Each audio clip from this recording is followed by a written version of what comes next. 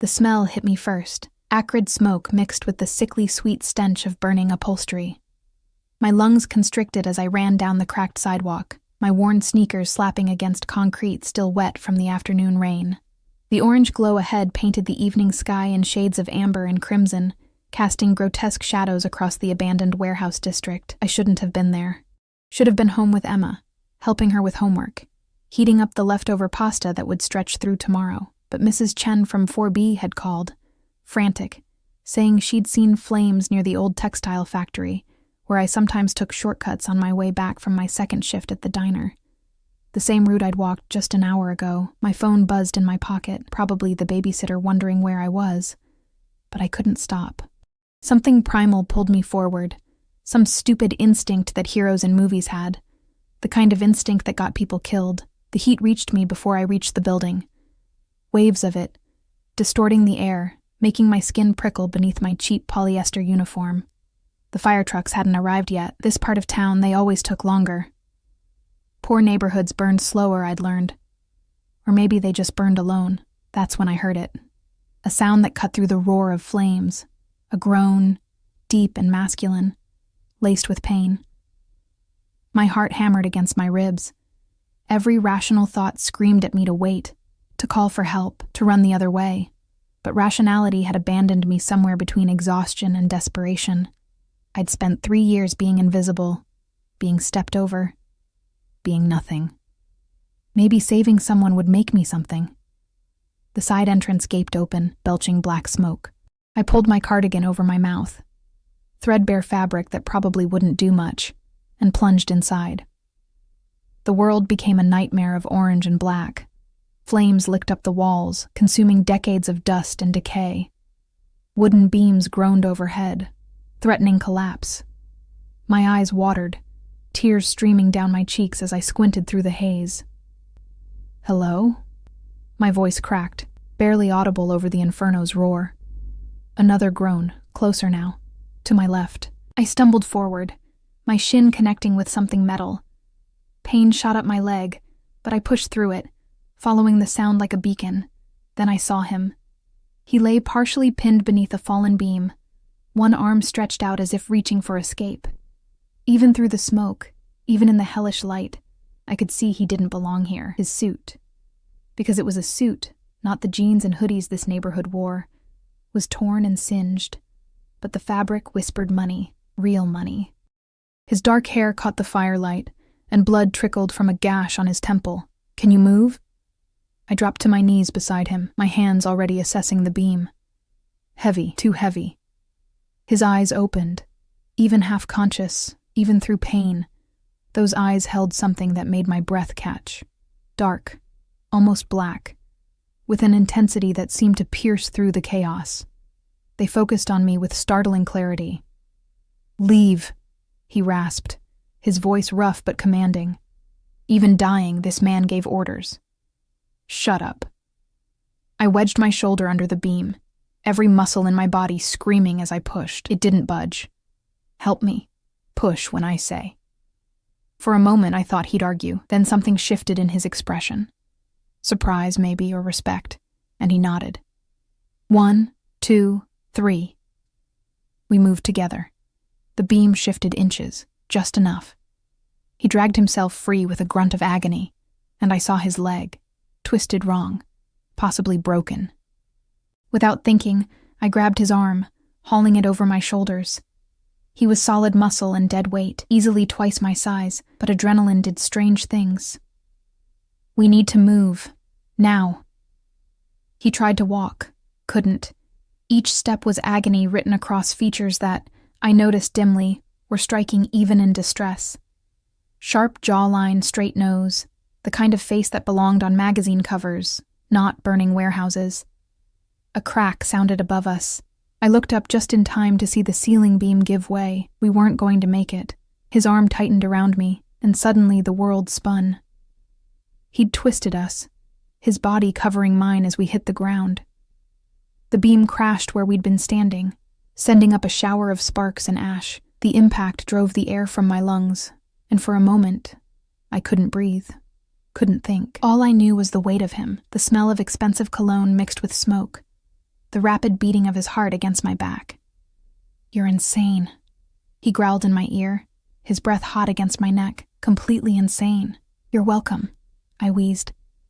Somehow, we moved, crawling, stumbling, dragging each other through smoke that turned the world into a suffocating blanket. My lungs burned. My eyes burned. Everything burned. Then fresh air hit my face like a blessing. We collapsed on the sidewalk 20 feet from the building, gasping, coughing, alive. Sirens wailed in the distance. Finally, too late. I rolled onto my back, staring up at the smoke-stained sky, my body shaking with exhaustion and shock. Beside me, he'd propped himself up on one elbow, studying me with those unsettling dark eyes. "Who are you?" His voice had recovered some of its strength, and there was something in it I couldn't identify. Not gratitude, something sharper. Nobody. The word tasted bitter. Just someone who was stupid enough to... "Your name." It wasn't a request. Despite the pain he must be in, despite nearly dying, this man spoke like someone accustomed to immediate obedience. "Maya." I didn't know why I answered, didn't know why his gaze made my skin prickle with awareness. "Maya Torres." He repeated it slowly, as if committing it to memory. "Maya." The way he said it sent a shiver down my spine that had nothing to do with the cold. Before I could respond, headlights swept across us, not the red and blue of emergency vehicles. These were different. Black SUVs, 3 of them, moving with predatory precision. They screeched to a halt, and men poured out. Big men in dark suits, moving with military efficiency. "Boss!" One of them rushed forward, and I noticed the gun at his hip. My blood went cold. "Boss?" The man beside me, the man I'd just saved, shifted, his demeanor transforming in an instant. The vulnerability vanished, replaced by something hard and dangerous. When the men tried to help him, he waved them off, his eyes never leaving my face. "Secure the perimeter," he ordered, his voice carrying absolute authority. "Find who did this." Did this? My mind raced. This wasn't an accident. "You should go," he said to me, softer now but no less commanding. "Forget you saw anything. Forget me." I should have. God, I should have run right then. But I was mesmerized by the transformation, by the way these dangerous-looking men deferred to him, by the way he held himself despite the pain. "Who are you?" I whispered. The corner of his mouth lifted in something that wasn't quite a smile. "Nobody. Just someone who was stupid enough to trust the wrong people." My words thrown back at me. One of his men approached, holding out a phone. "Sir, the fire department is 2 minutes out. We need to leave before... Get her information." He cut him off, still watching me. Everything. Where she lives, where she works, her daughter's school. Ice flooded my veins. "How do you know about Emma?" He gestured to my uniform, where my name tag read, "Maya, single mom of 1. The diner's cheerful attempt at humanizing us workers. I'd always hated it. Now I hated it more. "Please." I started to stand, panic overriding exhaustion. "Don't. She's just a kid. Whatever this is, leave her out of it." He caught my wrist, his grip gentle but unbreakable. The touch sent electricity through my arm. "I'm not going to hurt her. Or you." His thumb brushed across my pulse point, and I knew he felt how fast my heart was racing. "But you saved my life, Maya Torres. That creates obligations. I don't want anything from you. That's unfortunate." He released me as his men helped him toward one of the SUVs. "Because you're going to get it anyway." I stood there, frozen, as they loaded him into the vehicle. Just before the door closed, he looked back at me one last time. The firelight danced across his features, making him look like something from a dark fairy tale. Beautiful and terrible and utterly compelling. "My name is Dante," he said. "Dante Valentino. Remember it." The door shut. The SUVs pulled away, disappearing into the night as smoothly as they'd appeared. Moments later, fire trucks arrived, followed by police. I answered their questions in a daze, gave my statement, accepted the scratchy emergency blanket they wrapped around my shoulders, but all I could think about was the weight of his body over mine, protecting me from falling debris. The way he'd said my name, the promise, or threat, in his final words. I didn't know who Dante Valentino was. Not then. But I would learn. And by the time I did, it would be far too late to run. The next morning arrived with Emma's small hand shaking my shoulder, her voice cutting through the nightmare of smoke and dark eyes that had plagued what little sleep I'd managed. "Mama, you're going to be late." I jolted upright, my body protesting every movement. My muscles ached like I'd been hit by a truck. In a way, I supposed I had been. A truck named Dante Valentino. The name alone sent a strange flutter through my chest that I absolutely did not want to examine. "I'm up, baby." I forced a smile, smoothing her dark curls. She looked so much like her father, the same eyes, the same smile. The father who disappeared when she was 2, leaving nothing but debt and broken promises. "Go brush your teeth. I'll make breakfast." She scampered off, and I caught my reflection in the mirror above my dresser. Dark circles shadowed my eyes. A bruise bloomed along my jaw. I didn't remember getting it. Soot still clung to my hairline despite the shower I'd taken at 3 a.m. I looked like hell. I felt worse. The kitchen was barely big enough for both of us. A cramped space with peeling linoleum and a refrigerator that hummed too loud. I poured the last of the cereal into Emma's bowl, making a mental note that we were down to $17 until Friday's paycheck. The babysitter needed paying. The electric bill was overdue. Normal problems. Manageable problems. Not problems like mysterious men with guns and SUVs who knew where my daughter went to school. My phone buzzed. Unknown number. My hand trembled slightly as I answered. "Miss Torres?" A woman's voice, professional and crisp. "I'm calling on behalf of Mr. Valentino. He'd like to express his gratitude for your assistance last night." My throat went dry. "That's not necessary. A car will arrive at 9 to take you to breakfast. Please be ready. I have work. Your shift has been covered. Paid, of course." There was something final in her tone. 9 o'clock, Miss Torres. It would be unwise to refuse." The line went dead. I stared at the phone, my pulse hammering. This was insane. I should call the police, file a report about harassment, about threats. Except nothing she'd said was technically threatening. And the police in this neighborhood? They had more important things to worry about than a scared single mother who'd stuck her nose where it didn't belong. "Mama?" Emma appeared in the doorway, backpack already on. "Are you okay? You look scared."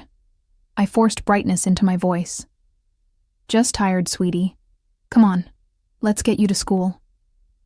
The walk to Jefferson Elementary usually took 15 minutes. Emma chattered about her upcoming science project, about how her friend Sophia had invited her to a birthday party at the arcade, about whether we could afford new shoes because hers were getting tight. Each word was a reminder of why I couldn't afford to get involved with whatever Dante Valentino represented. Emma needed stability, safety.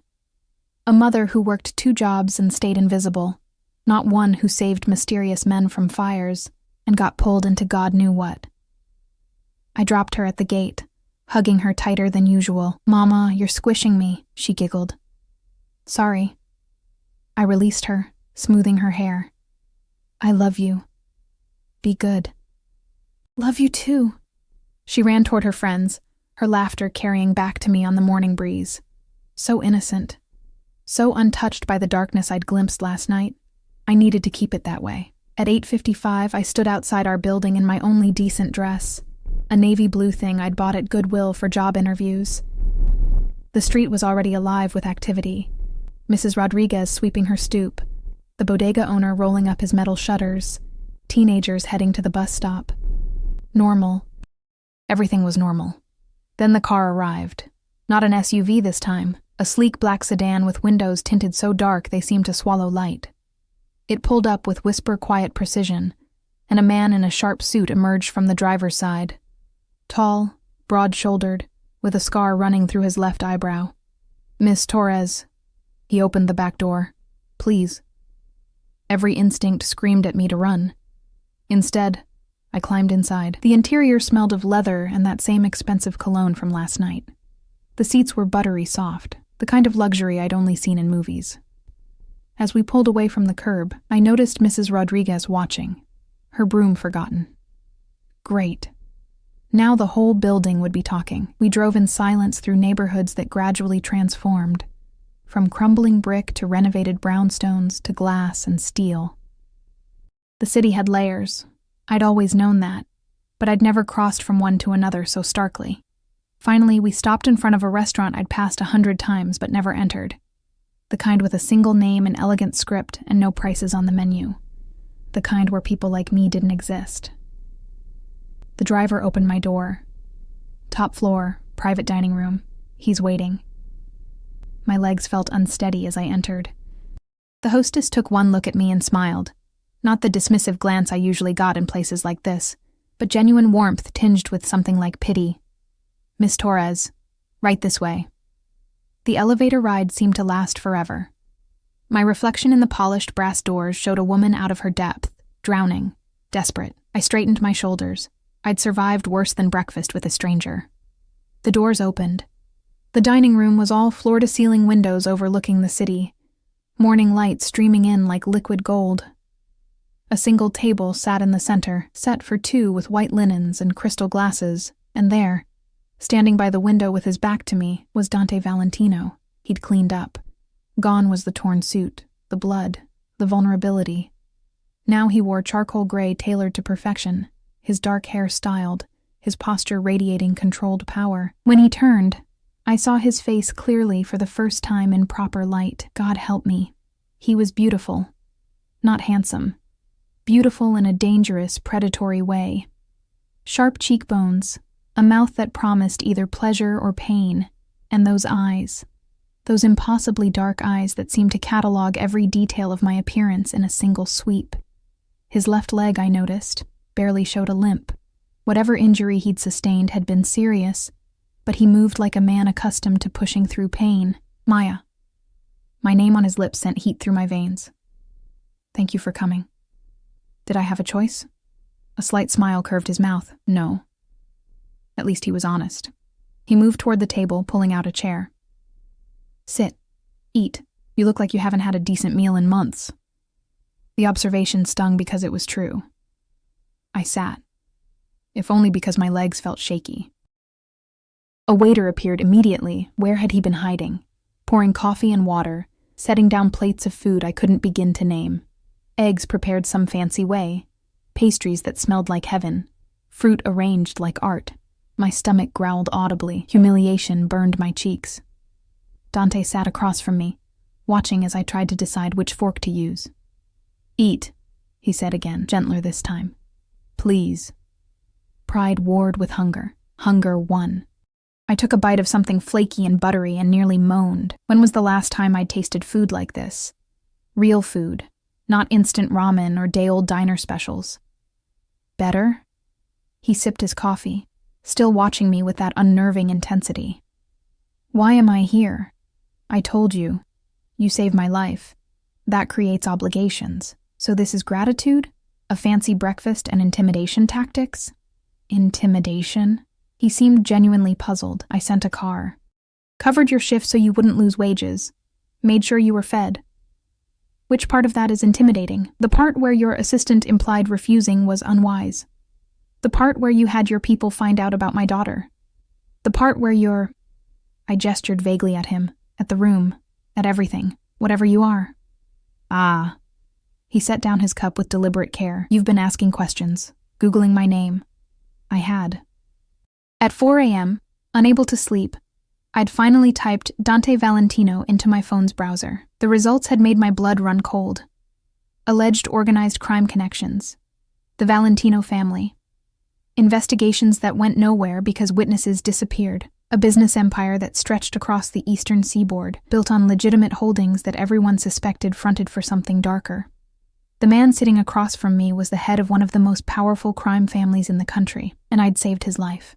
"I want no part of your world," I said quietly. "Whatever obligations you think exist, consider them paid. I won't tell anyone what I saw. I just want to be left alone. No." The single word hung in the air like a pronouncement. "Excuse me?"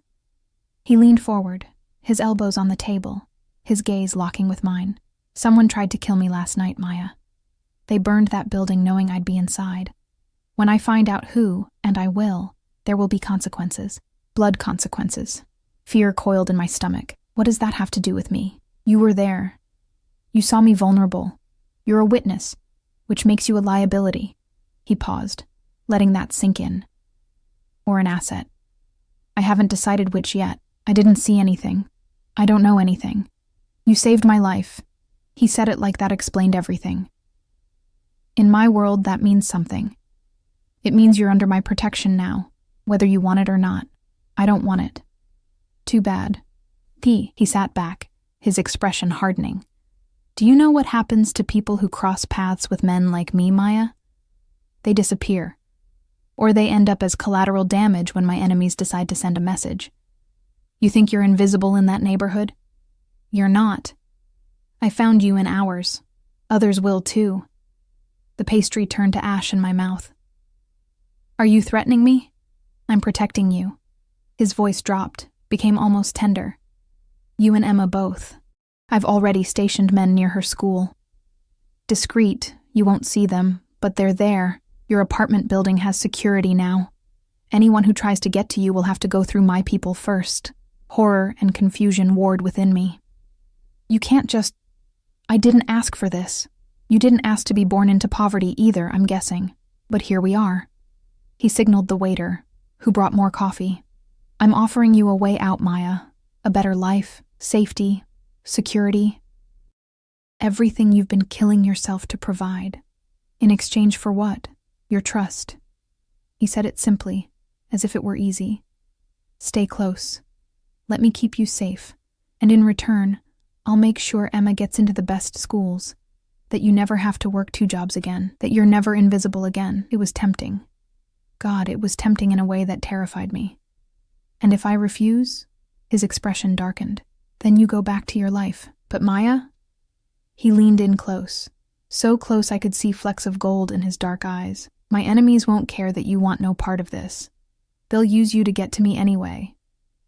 At least if you accept my protection, you have a chance. My hands trembled around my coffee cup. This is insane. Yes, he agreed, but it's also reality. Your reality now. The moment you pulled me from those flames, everything changed. He was right. I hated that he was right, but I had Emma to think about. And if men like Dante Valentino had enemies, if those enemies would come for me anyway, what exactly does your protection entail? His smile was slow, dangerous, and entirely too satisfied. That, piccola fiamma, we'll figure out together. Little flame. Even I knew enough Italian for that. And despite everything, the fear, the danger, the absolute insanity of the situation, warmth bloomed in my chest at the endearment.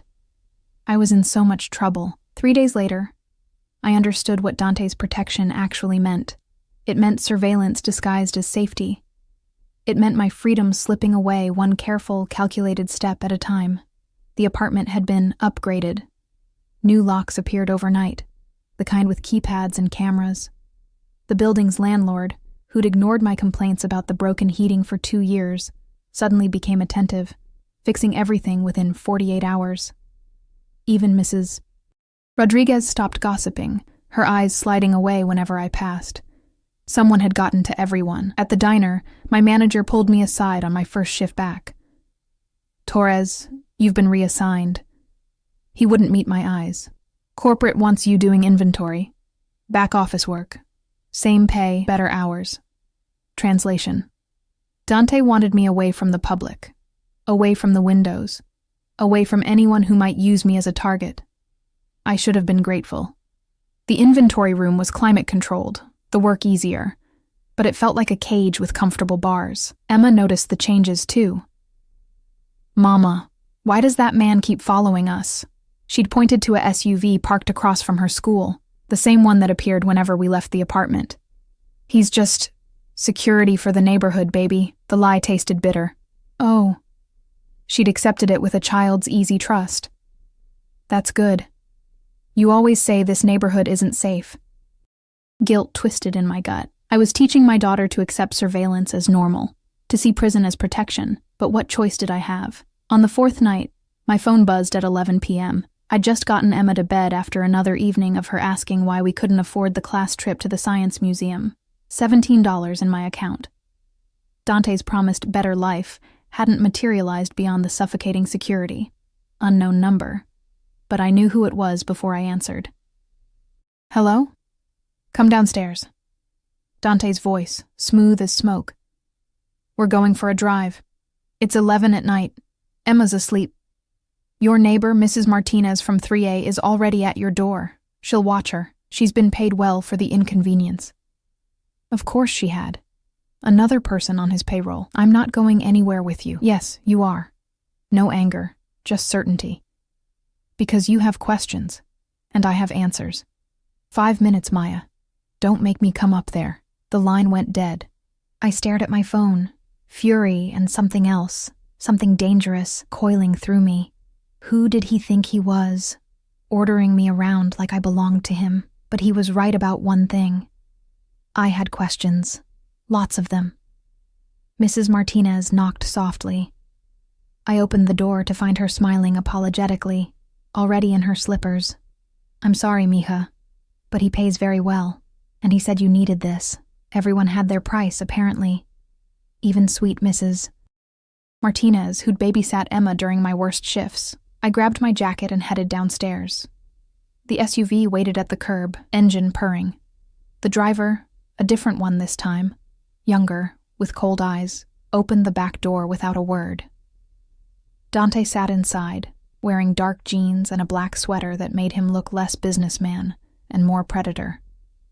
The casual clothes somehow made him more dangerous, stripped of the civilized veneer his suits provided. Get in. I slid inside, keeping as much distance as possible in the confined space. Where are we going? Somewhere we can talk without ears. He knocked twice on the partition, and we pulled away from the curb. You're angry. You've taken over my life. Of course I'm angry. I've kept you alive. He turned to face me fully, and in the dim interior, his eyes gleamed. There was an incident yesterday, someone asking questions about you at the bodega. One of my men intercepted them. Ice flooded my veins. What kind of questions? Your routine, Emma's schedule, where you work. His jaw tightened. They weren't friendly inquiries, Maya. They were reconnaissance. So you were right. The words came out bitter. Your enemies are using me. Not yet. Because I stopped them. He shifted closer, his arm sliding along the seat back behind me. Not touching, but present. This is why you need to trust me. Why fighting me on every security measure is dangerous. You could have explained all this instead of just commandeering my entire existence. Would you have listened? Or would you have insisted you could handle it yourself? His hand moved, fingers barely brushing my shoulder. The touch sent electricity down my spine. You're stubborn, Piccola Fiamma. Brave, but stubborn. It's going to get you killed if you're not careful. The nickname again. Little Flame. It shouldn't have affected me, but it did. A warmth spreading through my chest that had no business being there. We drove in silence through streets that grew increasingly deserted. Finally, we stopped outside an industrial building in a part of the city I didn't recognize. The driver opened the door, and Dante stepped out, extending his hand to help me. I ignored it, climbing out myself. His smile suggested he found my defiance amusing. This way. He led me inside, past security that nodded respectfully, through corridors that smelled of metal and money. We took an elevator to the top floor, emerging into a space that stole my breath. It was an apartment. No, a penthouse. Floor-to-ceiling windows revealed the glittering city skyline. Modern furniture in blacks and grays. Art on the walls that probably cost more than I'd earn in 10 lifetimes. Everything sleek and cold and beautiful. Like him. Welcome to one of my homes. Dante shrugged off his jacket, tossing it over a leather chair. Without it, I could see the way his sweater clung to his shoulders, the lean strength of his frame. Drink? Answers. Demanding. But he moved to a bar in the corner, pouring amber liquid into 2 glasses. I like it. He handed me one. I took it, if only to have something to do with my hands. The whiskey burned going down, expensive and smooth. Why me? The question burst out before I could stop it. I gestured at the penthouse, at him, at everything. This. You could have anyone. Why are you so obsessed with protecting some broke single mother from the wrong side of town? Dante was quiet for a long moment, swirling his drink, his expression unreadable. Then he moved to the windows, staring out at the city lights. My mother, he said finally, his voice low. She was a lot like you, strong, stubborn, tried to do everything herself. My father, my biological father, was a piece of shit who left when I was 3. She worked herself to death trying to give me a better life. I hadn't expected vulnerability. It disarmed me more than any threat could have. Marco Valentino found us when I was 8. My mother was cleaning offices in one of his buildings. He saw something in her, that same fire, that refusal to break. He married her 6 months later, adopted me, gave us everything. He turned to face me, and something raw flickered in his eyes.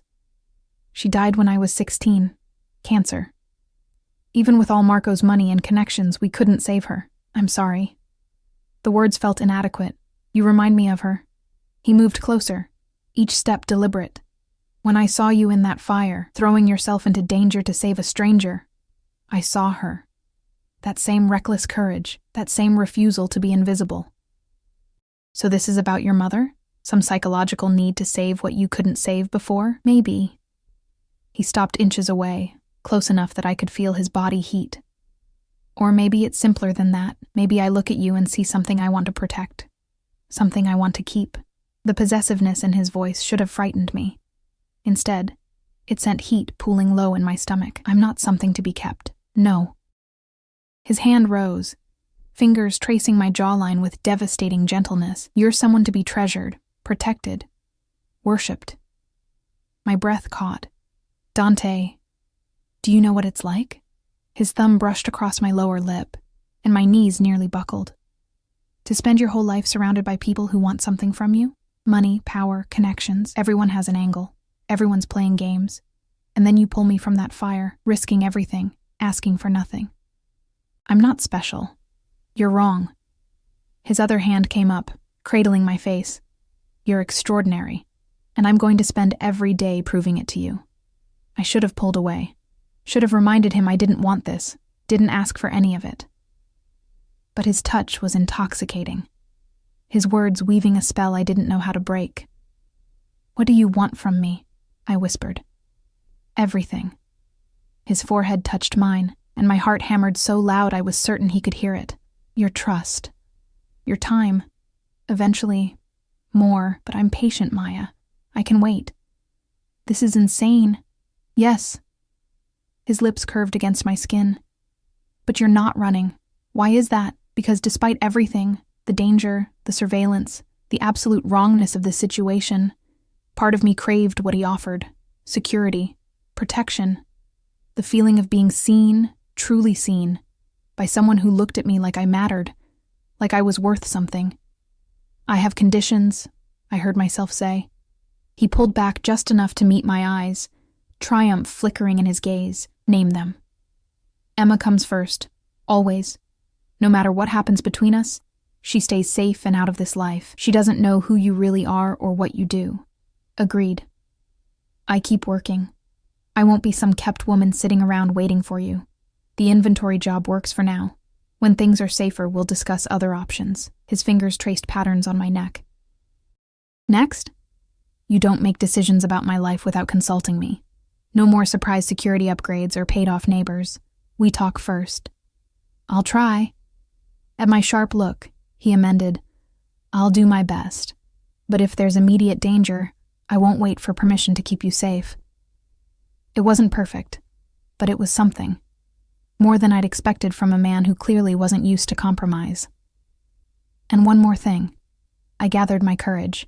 You tell me the truth. About who tried to kill you. About what I'm really in the middle of. His expression hardened. Maya. Truth, Dante. Or this doesn't work. I can't protect myself or Emma if I don't know what we're facing. For a moment, I thought he'd refuse. Then he nodded slowly, respect warming those dark eyes. All right. But not tonight. Tonight, you're exhausted, and this conversation will take hours. He stepped back, creating space I immediately missed. My driver will take you home. Tomorrow night, I'll tell you everything. I promise. How do I know you'll keep that promise? His smile was sharp, predatory. Because I don't break promises to people I care about. And whether you believe it or not, piccola fiamma, I care about you. The ride home passed in a blur. My mind spun with everything that had happened, everything he'd said. When we pulled up to my building, Dante's hand caught mine. Thank you. His lips brushed my knuckles, a gesture so old-fashioned and intimate it stole my breath. For listening. For trying. I'm not promising anything. You're here. That's enough for now. He released me, but his eyes held mine. Sleep well, Maya. Dream of better things. I climbed the stairs to my apartment, my hand still tingling from his kiss. Mrs. Martinez reported Emma hadn't stirred, accepted her payment with a knowing smile, and left. In my tiny bedroom, I stared at the ceiling, replaying every moment, the way he'd touched me, the vulnerability when he'd spoken about his mother, the hunger in his eyes when he'd said he wanted everything. I was falling into something dangerous, something that could destroy me, but God help me. I wasn't sure I wanted to stop. The promised truth came wrapped in revelation and blood. Dante arrived at my apartment the following evening, earlier than expected, his jaw tight and his movements controlled in a way that screamed danger. 2 of his men flanked him, the scarred one from before and another, broader, with knuckles that looked recently split. We need to go. Now. No pleasantries, no explanation. Emma looked up from her homework, eyes wide. Mama? I moved instinctively between them and my daughter. What's happening? There's been a development. Dante's gaze flicked to Emma, softening fractionally. It's not safe here. I have a secure location prepared. Both of you, please. You said we'd talk first. Plans changed. He stepped closer, his voice dropping. Maya, I swear to you, I will explain everything. But right now, I need you to trust me. 5 minutes to pack essentials. That's all the time we have. The fear in his eyes, real, unguarded fear, made my decision. Emma, baby, grab your backpack. We're going on an adventure. But my homework, bring it. I was already moving, shoving clothes into a duffel bag with shaking hands. Toothbrushes, Emma's favorite stuffed rabbit, the photo album that held everything of her father she had left. Essentials. Survival mode I knew too well. 3 minutes later, we were in the SUV. Emma pressed against my side, clutching her rabbit while Dante sat across from us, his phone pressed to his ear, speaking rapid Italian. The words were harsh, clipped, angry. Where are we going? Emma's small voice cut through the tension. Dante lowered his phone, and his expression transformed, the hardness melting into something almost gentle. Somewhere safe, somewhere with a pool and a garden. Do you like swimming? Emma nodded cautiously. Good. My home has both, and a library with books. You like books? I love books. A tiny smile. Then you'll be very happy there. He glanced at me, and I saw the silent question, is this okay? I nodded, pulling Emma closer. Whatever was happening, at least he was trying to make it less terrifying for her. We drove for over an hour, leaving the city entirely. The landscape shifted from urban sprawl to wooded estates, gates that opened at our approach, properties that stretched beyond what my eyes could measure. Finally, we turned down a private road lined with ancient oaks, their branches forming a canopy overhead. The house, no, the mansion, appeared like something from a movie. Stone and glass and old-world elegance mixed with modern security. Cameras everywhere, discreet but present. Men patrolling the grounds with earpieces and barely concealed weapons. This wasn't a home. It was a fortress. Wow, Emma breathed. It's like a castle. Close enough. Dante helped us out, his hand lingering on my lower back. The touch was possessive, claiming, and despite everything, I leaned into it. A woman appeared at the entrance, 60-something, gray hair pulled back, warm eyes that crinkled when she smiled. Signora, Signorina, welcome. I'm Rosa. I manage the household. Whatever you need, you ask me, see? Emma was whisked away by Rosa with promises of cookies and a tour of the library. I started to follow, but Dante caught my wrist. Let her settle. Rosa's raised 3 children and 6 grandchildren. Emma's safe with her. He led me through corridors filled with art and history, finally stopping at a set of double doors. My office, where we talk. The room was all dark wood and leather, bookshelves climbing to the ceiling, a massive desk positioned to overlook the grounds. He poured 2 drinks without asking, handed me one, then moved to the windows. 2 hours ago, we found the man who set that fire. His voice was flat, emotionless. Someone I trusted, someone who'd been with my family for 15 years. I sank into a chair, my legs suddenly unsteady. Why? Money. Always money. He turned, and the fury in his eyes made my breath catch. A rival family, the Castellanos, paid him $500,000 to eliminate me. They've been trying to move into our territory for months. Killing me would have created a power vacuum they could exploit. Did you... I couldn't finish the question. Kill him? Dante's smile was cold. Yes. After he told us everything, including the fact that they know about you. The room tilted. How? Your name made the police report from the fire. Someone in the department is on their payroll. They've been watching you, Maya, waiting to see if I'd make contact, if you meant something to me. He crossed to me, kneeling so we were eye level, and now they know you do, which makes you a target. So, bringing us here was necessary. This estate is secure. 30 acres, walls on all sides, armed guards I trust with my life. They can't get to you here. His hands covered mine, warm and steady. I know this is a lot. I know you're scared, but I promise you, nothing will happen to Emma or to you. Not while I'm breathing. The certainty in his voice should have been comforting. Instead, it highlighted just how dangerous his world truly was. How long do we stay here? Until I've dealt with the Castellanos. His thumb traced circles on my palm. Days. Maybe weeks. I'm moving against them now, cutting off their operations, making it clear that threatening what's mine has consequences. I'm not yours. Aren't you? He rose, pulling me up with him, his body suddenly too close, too warm.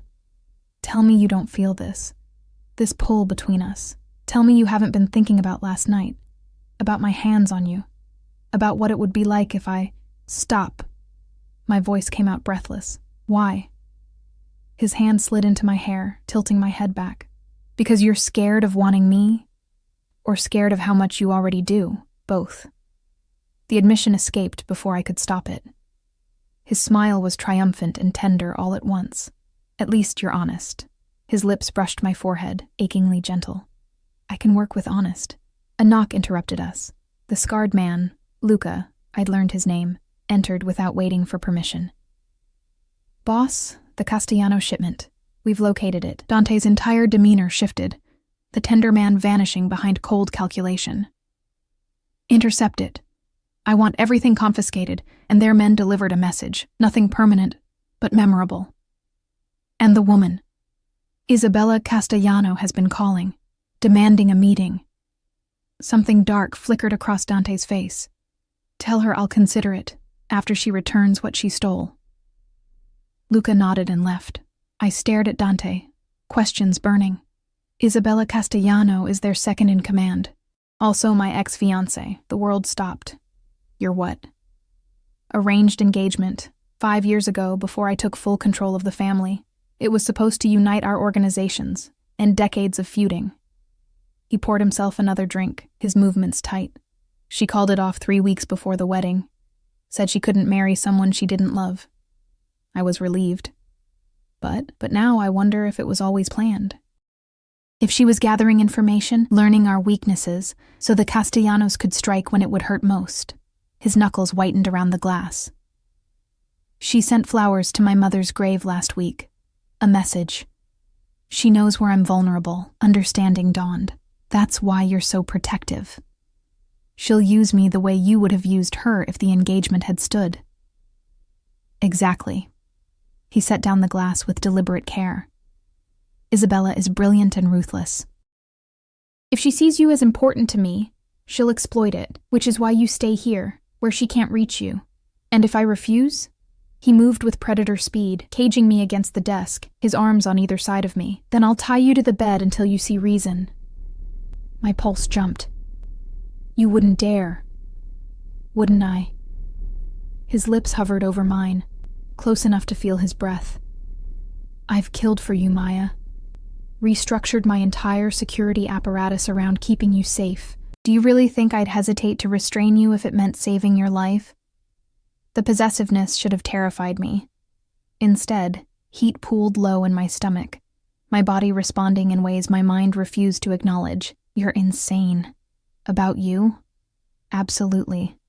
His hand cupped my face, thumb brushing my cheekbone. "I've never felt this before. This need to protect, to possess, to claim. You've unraveled something in me, Piccola Fiamma. Something I didn't know existed. Dante." Whatever I was going to say dissolved as his lips finally met mine. The kiss was nothing like I'd imagined. Not gentle or tentative, but consuming.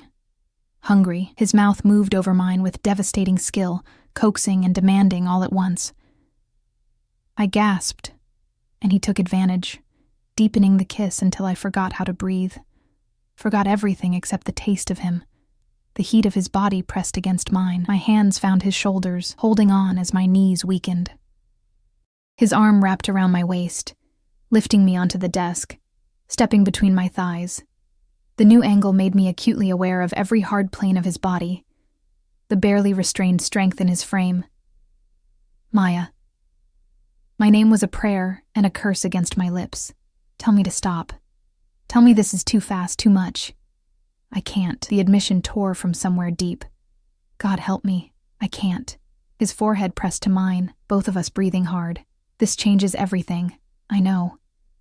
There's no going back after this. You understand that? You'll be mine, officially. In my world, in my bed, under my protection until one of us dies. The words should have been a warning. Instead, they felt like a promise. I'm terrified. Good. His lips found my neck, teeth grazing sensitive skin. Fear will keep you careful, keep you alive. I need you alive, Maya. Need you whole and here in mine. A throat cleared. We sprang apart to find Rosa standing in the doorway, her expression carefully neutral. Pardon, but the little one is asking for her mama, and dinner is ready. Reality crashed back. Emma. I had a daughter who needed me, who was depending on me to keep her safe and sane in this madness. I slid off the desk, my legs unsteady, smoothing my rumpled clothes. Dante's hand caught mine as I passed. This conversation isn't over, I know. I squeezed his fingers. But Emma comes first, always. The softness in his eyes stole my breath. I meant what I said. She's under my protection too, both of you are. Dinner was surreal. Emma chattered about the library and the pool, and how Rosa had promised to teach her to make pasta. Dante sat at the head of the table, watching us with possessive intensity, occasionally interjecting with questions about Emma's favorite subjects or books. He was good with her. Patient. Kind. Nothing like the dangerous man who'd promised to tie me to a bed, or who'd killed someone just hours ago, after Emma was tucked into a bedroom 3 times the size of our apartment. I found Dante on the terrace overlooking the grounds. She likes you, I said quietly, joining him at the railing. Good. I like her too. He pulled me against his side and I let him, too exhausted to resist. She's smart, brave like her mother. She's everything good about me, the only thing I've ever done right. You're wrong. He turned me to face him, his expression fierce. You've survived. Against odds that would have broken most people. You've raised a beautiful child alone. You ran into a burning building to save a stranger. Don't diminish yourself, Maya, not to me. Tears stung my eyes. When was the last time someone had seen me? Really seen me? I'm scared, I whispered. Of this, of you, of what I'm feeling. Good. He kissed me softly, sweetly. Fear means you're still thinking clearly. But know this. I'm scared too, terrified that something will happen to you, that I'll fail to keep you safe, that you'll wake up one day and realize I'm not worth the danger. Dante. But I'm selfish enough not to let you go anyway. His arms tightened around me. You're mine now, Maya. and I protect what's mine with everything I have. I should have protested, should have insisted I belonged to no one. But wrapped in his arms, looking out over the fortress he built, I couldn't find the words. Because maybe, just maybe, I wanted to be his. 2 weeks in Dante's fortress changed everything. Emma flourished. She had space to run, books to read, Rosa's constant affection, and a pool she used every day. Her laughter echoed through halls that had probably never heard a child's joy. She stopped asking when we'd go home. I stopped asking too. Dante was everywhere, present in ways I hadn't expected. He joined us for breakfast, before disappearing into meetings I wasn't privy to. He returned for dinner, asked Emma about her day, helped her with math homework with surprising patience. And at night, after she was asleep, he'd find me on the terrace or in the library, and we'd talk for hours. About his childhood, his mother, the weight of the legacy Marco had left him. About my dreams that had died when Emma's father abandoned us, about the shame of being invisible, about how terrifying it was to suddenly matter. He kissed me often, slow, deep kisses that promised more but never pushed. "When you're ready," he'd murmur against my lips. "I can wait." But patience was wearing thin on both sides. On the 15th night, everything culminated. I'd just put Emma to bed when Luca appeared, his expression grim. "Boss needs you. The office. Now." My stomach dropped. That tone meant trouble. Dante stood behind his desk, phone pressed to his ear, his face carved from stone. When he saw me, he ended the call abruptly. "Isabella requested a meeting, tonight. Neutral territory." His voice was controlled fury. "She claims she wants to negotiate peace. End the conflict." "That's good, isn't it?" "It's a trap." He moved around the desk, his movements predatory. "But it's also an opportunity. If I can get her to admit her involvement on record, I can end this without more bloodshed. So go. Do what you need to do. I am. But there's a complication."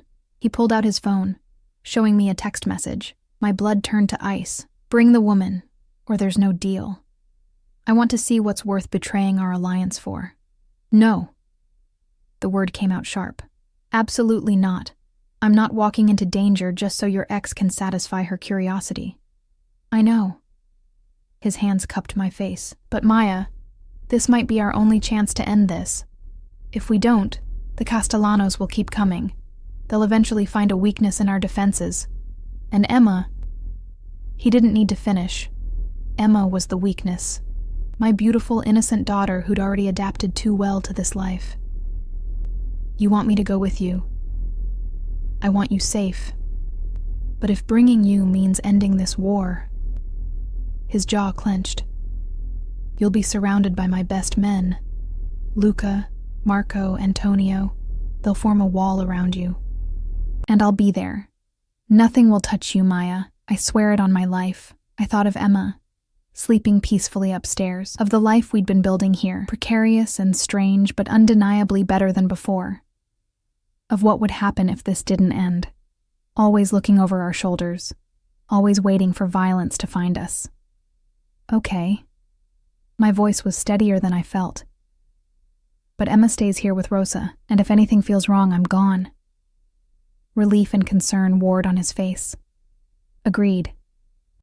An hour later, I sat in the back of the SUV, wearing a dress Dante had provided. Deep red, elegant, armor disguised as silk. He sat beside me, his hand possessively on my thigh, his presence both comforting and terrifying. "Remember," he said quietly as we approached the meeting location, a high-end restaurant closed for a private event. "Stay close. Don't engage with Isabella directly. Let me handle everything. You're afraid of what she'll say to me." His silence was answer enough. The restaurant was beautiful, all low lighting and expensive art. But the tension was palpable. Dante's men flanked the entrance, facing off against an equal number of Castellano soldiers. 2 families, armed and wary, in a standoff disguised as diplomacy. Isabella Castellano waited at a center table, and I hated how beautiful she was. Sleek black hair, olive skin, dark eyes that assessed me with surgical precision. She wore white, a deliberate contrast to my red, and smiled as we approached. Dante. Her voice was honey and poison. You look well. Almost happy. How unusual. Isabella. He pulled out my chair, a possessive hand on my shoulder. Let's skip the pleasantries. You wanted this meeting. Talk. She sipped her wine, gaze never leaving me. So this is her, the nobody who's turned your world upside down. Not an insult, just observation. I expected someone more. Careful. Dante's voice dropped dangerously. Or what? You'll kill me like you killed poor Antonio? She leaned back, perfectly composed. He had a family, Dante, 3 children, but I suppose collateral damage doesn't matter when you're in love. He tried to burn me alive. His family will be compensated, but he earned his death. Fair enough.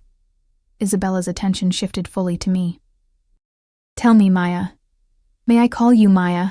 What's it like? Knowing men die because of you? That this war, these bodies, are because Dante Valentino decided you were worth breaking our truce for? The words hit like physical blows. Because she was right.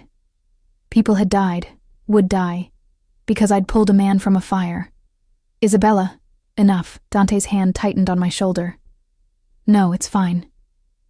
I met her gaze steadily, refusing to flinch. You're right. People have died, and I hate it. But I didn't start this war. You did. When you tried to kill him. When you used your history together to get close enough to strike, something flickered in her eyes. Surprise, maybe, respect. Smart and brave. I see the appeal. She set down her wine. Here's my offer.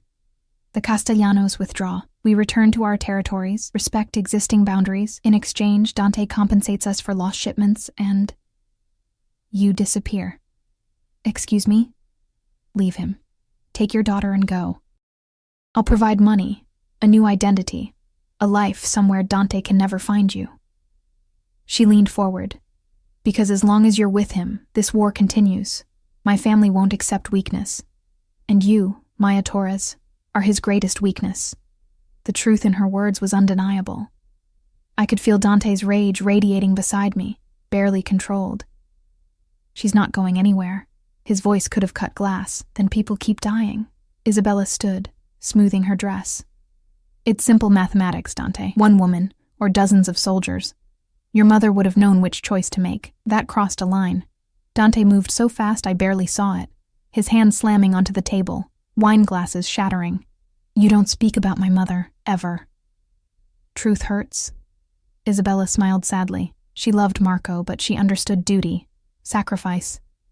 You've forgotten those lessons, blinded by a pretty face and hero worship. The only thing I've forgotten is why I ever considered marrying you. He pulled me to my feet, tucking me behind him. Here's my counteroffer. You and your family leave the city entirely. I'll allow you to keep your international operations, but everything east of the river belongs to me now. Reparations for your attempted assassination. You can't be serious. Do I look like I'm joking? His smile was all teeth. You tried to kill me, threatened my family, insulted the woman I love. Be grateful I'm offering you anything at all. The woman I love. The words hung in the air, impossible and true. Isabella's composure finally cracked. You'd go to war over her? Risk everything Marco built? In a heartbeat. No hesitation. This is your last chance, Isabella. Take the deal and walk away, or I dismantle everything you have piece by piece until there's nothing left. The silence stretched, taut as a wire. Finally, Isabella nodded sharply. Fine. But know this, Dante. Love makes you weak, and weakness gets you killed in our world. Her gaze found mine. Enjoy him while you can, Maya. Men like us don't get happy endings. She swept out, her men following. Dante held position until they were gone, then turned to me, searching my face. Are you all right? She's right, isn't she? My voice trembled. About me being your weakness, about this making you vulnerable. Yes. No lies, just honesty. But you're also my strength. My reason to build something better than what I inherited. To be more than just violence and territory. His hands framed my face. I love you, Maya. Completely. Irrationally. And I don't care what it costs. Tears spilled over. I love you too. God help me, I do. But I'm terrified.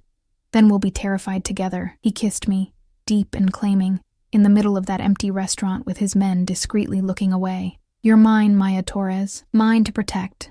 Mine to love. Mine to keep. Say it. I'm yours. The words felt like freedom in chains all at once. But Dante, Emma, we'll grow up safe and loved. I'll adopt her if you'll let me. Give her my name, my protection, everything I have. His forehead touched mine. Marry me. Make this official. Be my wife, my partner, my everything. That's insane. That's us. His smile was crooked, boyish, devastating. Say yes, piccola fiamma. Take the leap with me. I thought about my tiny apartment, the diner, the invisible life I'd led. Then I thought about Emma's laughter in the pool, Dante helping with homework, the way he looked at me like I hung the stars. Yes.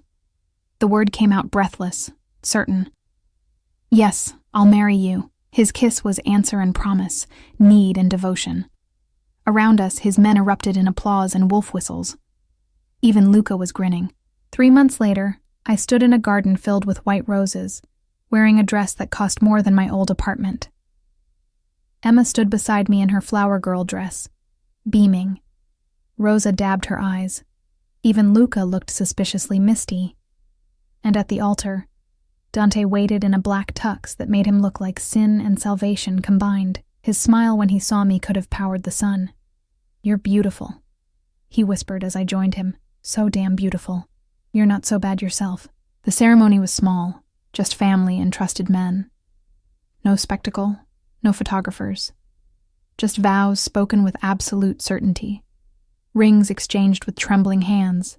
A kiss that promised forever. I love you, Mrs. Valentino, Dante murmured against my lips. I love you too. And I meant it with every fiber of my being. Emma tackled us both, laughing. Does this mean Dante's my dad now? If you want me to be. He scooped her up, and my heart swelled at the sight. What do you say, piccola principessa? Want to be stuck with me? Yes. She threw her arms around his neck. Best dad ever. Later, after the reception, after Emma was asleep, Dante led me to our bedroom, truly ours now. He kissed me slowly, reverently, like I was something precious. Are you happy? He asked, vulnerability showing through the cracks. Terrifyingly happy. I pulled him closer. You know this is crazy, right? I went from invisible to married to a mob boss in 3 months. Best 3 months of my life. His lips found my neck. And I promise you, Maya, every day after this will be even better. You'll never be invisible again. Never doubt your worth. Never wonder if you're loved. Promise? On my life. He scooped me up, carrying me to the bed. Now let me show you exactly how much I love you. And he did. All night, he worshipped me with hands and lips and whispered words until I forgot I'd ever been anything but cherished. Until I believed that maybe, just maybe, we could make this work.